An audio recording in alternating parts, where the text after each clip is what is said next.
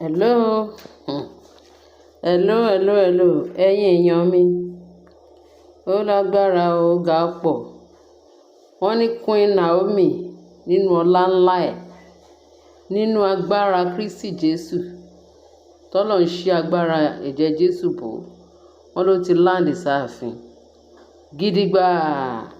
Wọ́n ló ti láǹdì sáàfin. Gidigba lọ́sàn-án yìí. Yes. Wọ́n ní láàárọ̀, yes. Wọ́n ní kò tí pẹ́ tó débẹ̀.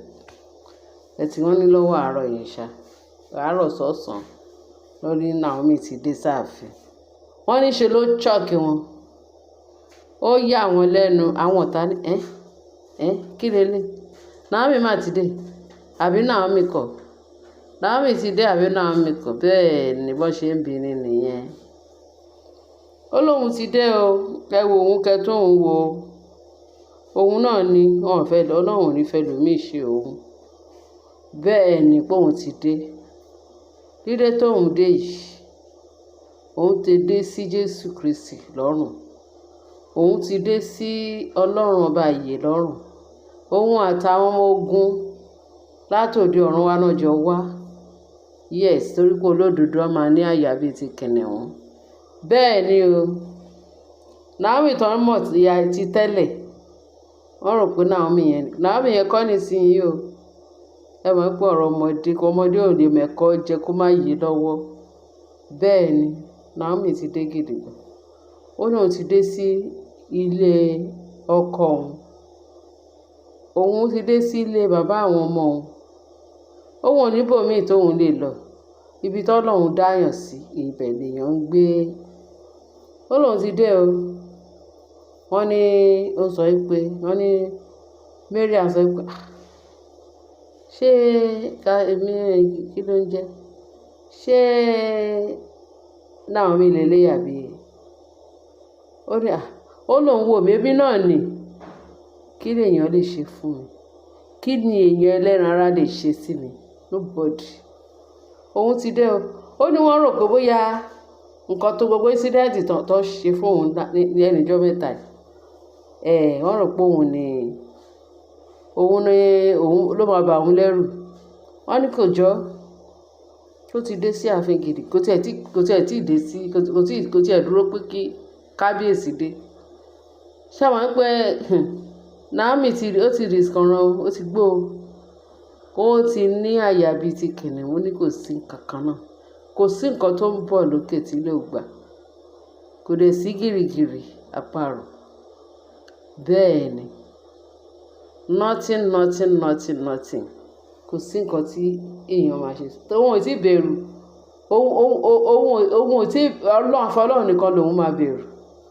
Kò sí nǹkan tí èèyàn ẹlẹ́ran ara lè ṣe sóun. Ó ní bẹ́ẹ̀ ni o.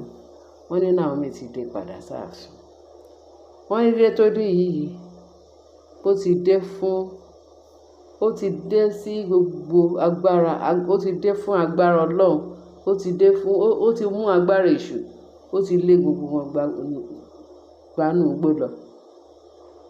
Ó dìgbà tí kábíyèsí bá dé.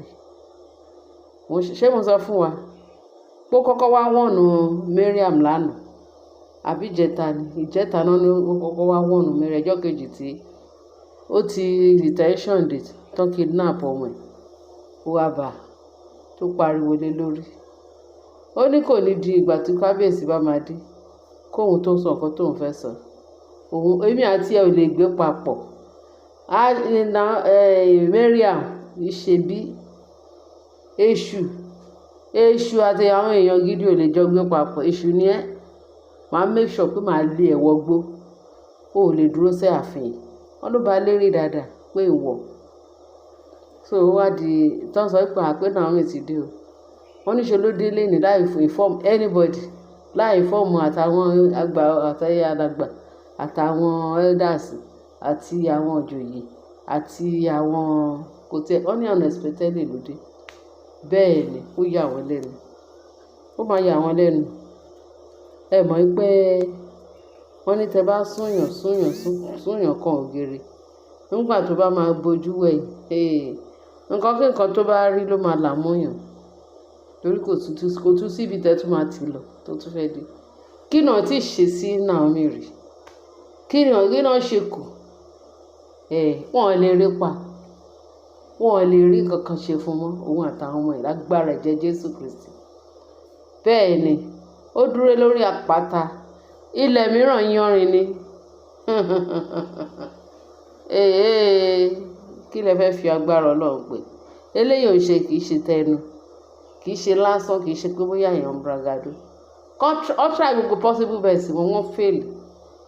Àní tí Ọlọ́run bá ń fẹ́ tiwa, tọ́lọ́run bá ń ṣe tiwa, kò sẹ́ni tó lè kọjú ìjà sí wa. Bẹ́ẹ̀ ni òun lọ àwọn ọmọ Ọlọ́run, òun ni ìlérí Ọlọ́run sí wa. Ṣùgbọ́n o, tẹ bá ń ṣe gbogbo gìràkìtà tẹ́ ẹ fọ Ọlọ́run ṣègbẹ́kẹ̀lé, ẹ̀ṣẹ̀ lọ́lọ́run ò fẹ́ o.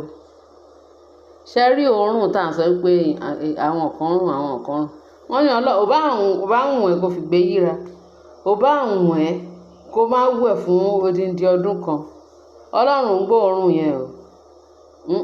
Ọlọ́run ń gbóòórùn, ìwọ ló mọ́ jù lọ ni. Ṣùgbọ́n pé o fẹ́ sọ wípé a fẹ́ ṣẹ̀, àfi ẹ̀ṣẹ̀ nìkan ni Ọlọ́run ò fẹ́. Ẹ̀ṣẹ̀ nìkan ni Ọlọ́run ò fẹ́. Ǹjẹ́ kò yé wa? Ẹ̀ṣẹ̀ nìkan. Téèyàn bá ti dẹ́ṣẹ̀, Ọlọ́run ohun gbogbo ni kí ṣe. Bẹ́ẹ̀ ni, tó bá ti dẹ́ṣẹ̀, ẹ̀ṣẹ̀ nìkan ni Ọlọ́run ló máa ń di ìríra níwájú Ọlọ́run. Ṣùgbọ́n pé ò dẹ́ṣẹ̀ báyìí, gbogbo ẹ̀ gbọ́n sọ̀hún.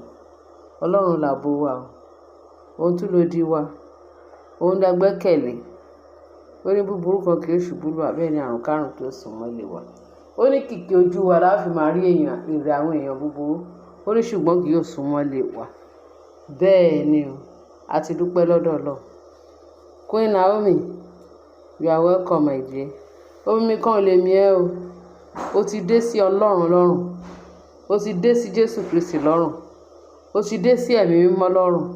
Àwọn ní àwọn alààbò ẹ, àwọn olùtọ́nà ẹ, àwọn olùṣẹ́gun ẹ. Kò sí búburú kan kí ó ṣubú lù ọ́, báyìí ni àrùn kárùn kí ó sún mọ́lé wa. Kò sí ohun ìjà olóró kan tó lè ṣe sí ẹ tó máa pa ẹ́ lára, ìwọ àtàwọn ọmọ ẹ. Ìyá mẹ́ta tí ò ń ṣe counterfeit, kì í ṣe ìtàn lọ fowó rà wá sáàfin, yàtọ̀ sáwọn kan tán lọ fowó ra ọmọ wá fún kábíyèsí.